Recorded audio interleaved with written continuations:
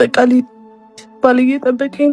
400 ፍቅር አለሜ እባክሽ አንዴ ልሽልሳሙ በጣም ናፍቆኛል።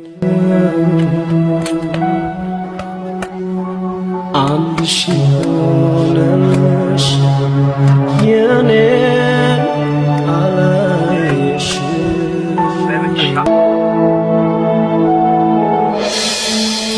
ቃልሽ ትዝታሽ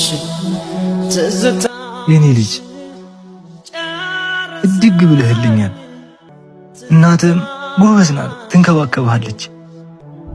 አባትም በጣም ጠንካራና ጎበዝ ነው። እሺ እድግ በል። ሌላ ላይ ጠንቼ